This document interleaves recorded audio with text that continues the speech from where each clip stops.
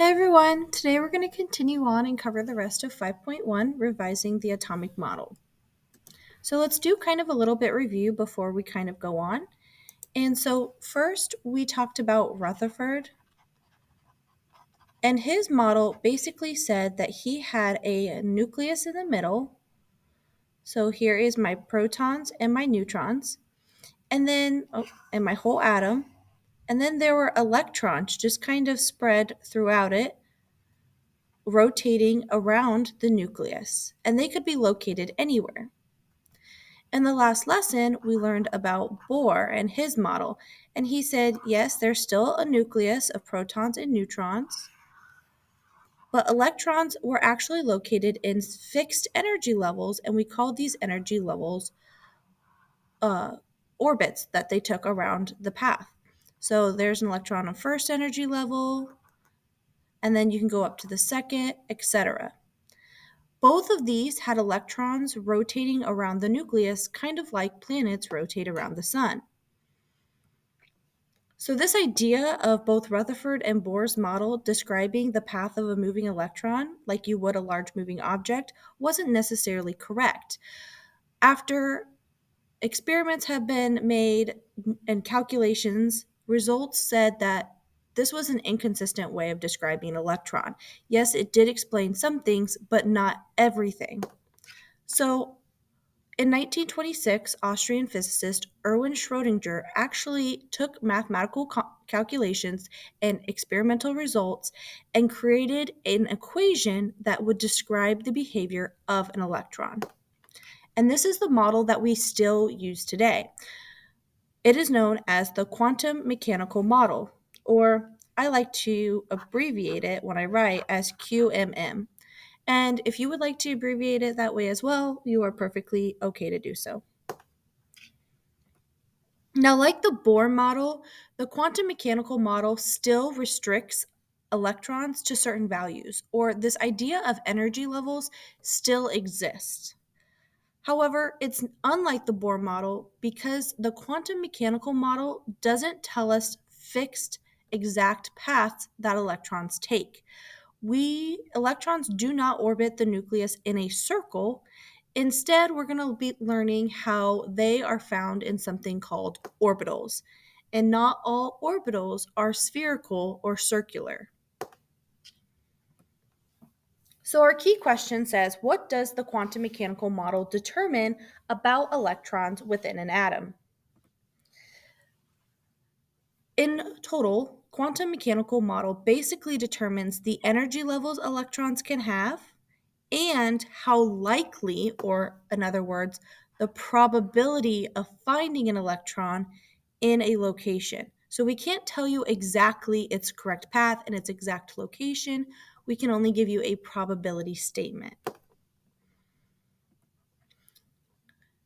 If you were learning about the quantum mechanical model in junior high or if you learned it in integrated science, it gets to be really detailed. So we just kind of give you a visual model and we describe it as an electron cloud. Again, this is just a way to visualize the likely locations for electrons in an atom. We know that the electrons are located somewhere within the atom, and typically an electron cloud is going to be visualized as having more dense regions. So here, the more dense region is the darker blue that you see in this image, is where you're going to have a high probability of finding an electron. And typically, your denser regions, you're going to have a higher chance of finding an electron closer to the nucleus. Now, there are two reasons for this. First is we tend to fill energy levels closest to the nucleus first, and that's why we find a lot of electrons there. And the reason we do that, which brings in my second point, is my nucleus are all positively charged. And remember, opposites attract. So these electrons are going to be attracted to the positive and be located close to it. And that's why you see a dense region close to that nucleus. So, how are the quantum mechanical model and the Bohr model alike, and how are they different? Well, hopefully, from this lesson so far, you realize they're alike because they restrict electrons to energy levels. This idea was correct. But the way that they're different is going to be the QMM, the quantum mechanical model, does not specify an electron's exact path or location. So it can't tell you exactly, it can only tell you there is a high probability of finding it here. Now, with the quantum mechanical model, we still have energy levels, so let's talk about that first. An energy level of an electron is represented in the quantum mechanical model as the letter N, which is considered the principal quantum number. Principal means it's the highest level. So N. If I say that N equals 1, I'm talking about energy level 1. N equals 3 is energy level 3. Note that the period, and the period is your horizontal row of an element, corresponds to the highest energy level. So if an element is in period 4, the highest energy level it's going to have is N equals 4. So let's work through a couple examples. If I asked you to tell me what is the highest energy level of gallium, you would first have to find gallium on the periodic table, and you should notice that gallium is actually in row 4, so N equals 4. If you had to figure out what's the highest energy level of lithium, lithium, if you look on the periodic table, is in row 2, so N equals 2. And what is the highest energy level of barium? If you were to look on the periodic table and find Ba, you would see that it is in row or period 6, so energy level equals 6. Now, this is where the QMM model starts to differ from Bohr's. Each of these energy levels is divided into sub-levels, and these sub-levels correspond to a different type and number of orbitals. So an atomic orbital is a region of space in which there's a high probability of finding an electron, and there are 4 different types of sublevels or orbitals, if you will. First, there's an S, then there's a P, D, and F. And these are in order of increasing complexity.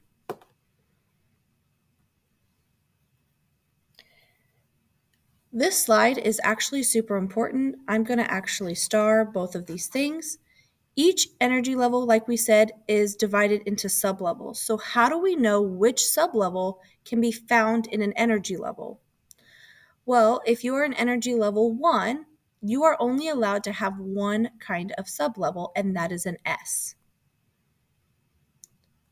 If you're in energy level 2, you are allowed to have 2 sublevels, and so we can have an S, and then we can also have a P. If we are in the 3rd energy level, I'm allowed to have 3 different sublevels. So S, P, and D, and then if you're in the 4th, we're allowed to have all 4 of those, S, P, D, F. Notice my energy level equals my number of sublevels. Now, each of these sublevels contains a different number of orbitals. So if I had an S sublevel, S will always have one orbital, always. This is something that you need to know. P's will always have 3 orbitals, and D's will always have 5, and F's will always have 7 orbitals. Now, each sublevel or orbital actually corresponds to a different shape, which is how they got those 1, 3, 5, and 7s.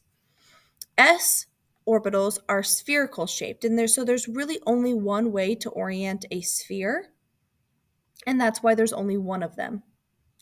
Now, a p orbital, these are considered to be dumbbell shaped according to your textbook. I think they look like two balloons tied together at the ends.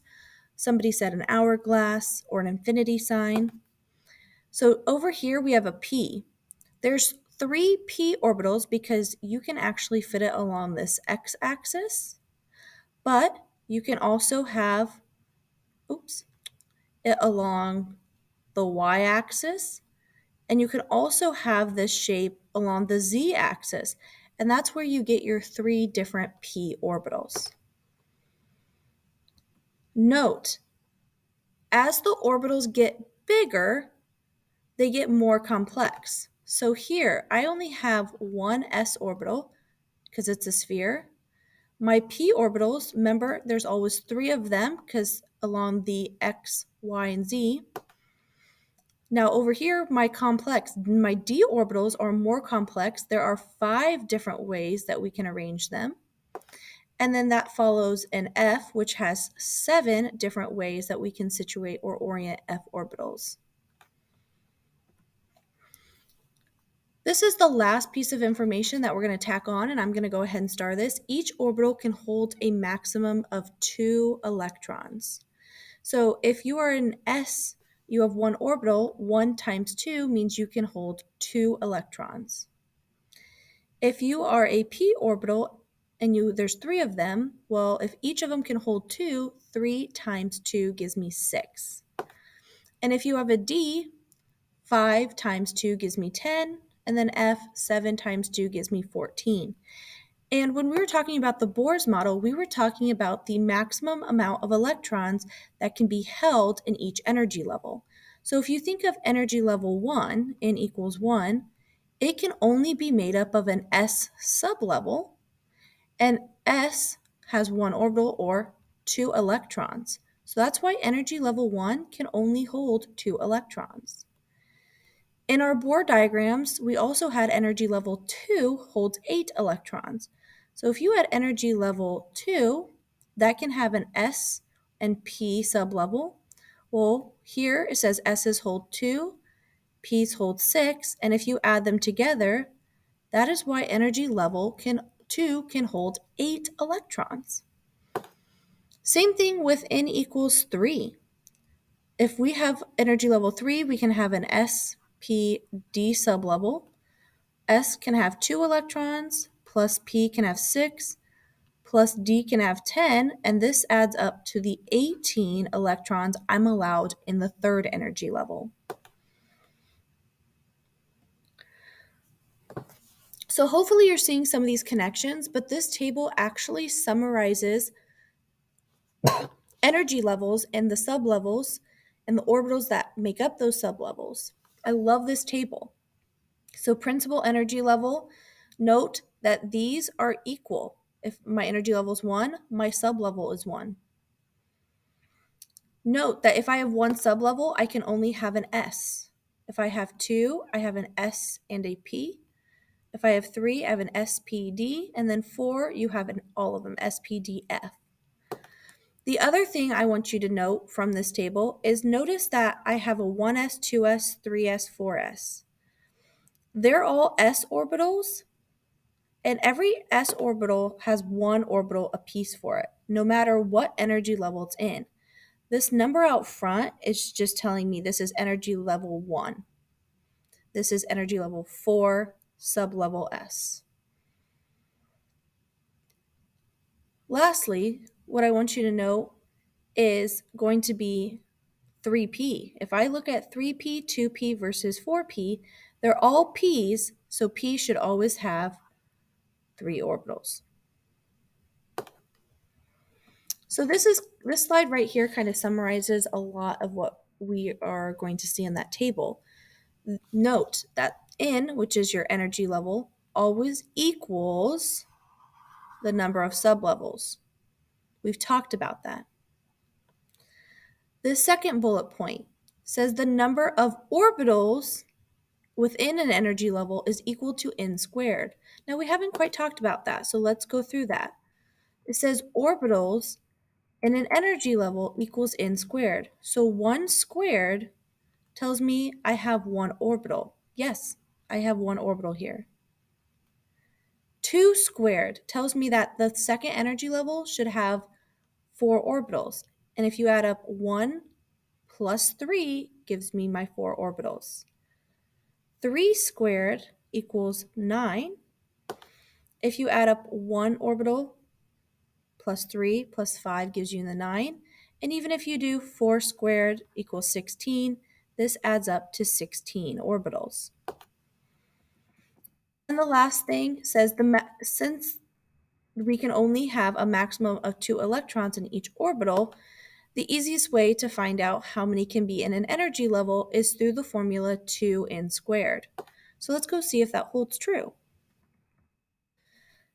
Here was my n squared, and if I times it by 2, so this was 1 times 2, that's why I have a max of 2 electrons. In the second energy level, if we square that and times it by 2, that gives me my max of 8. Here, my 9, if I times that by 2, that's why I get my 18. And then 16 times 2, that's why the fourth energy level always has 32.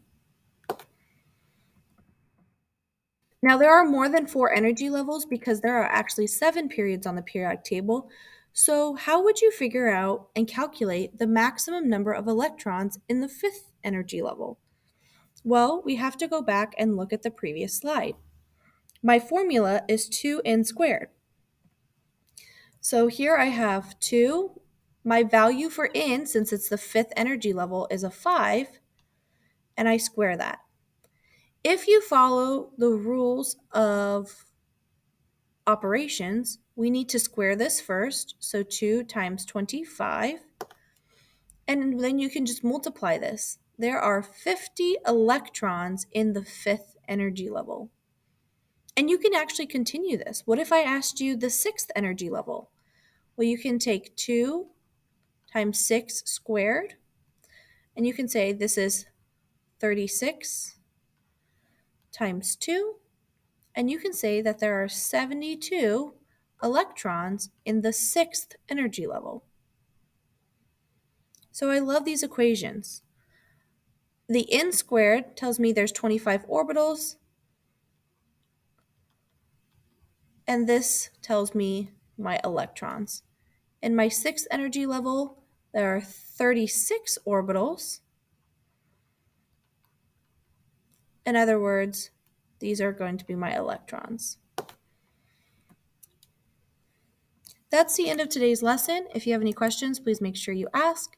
And otherwise I hope you guys have a great day.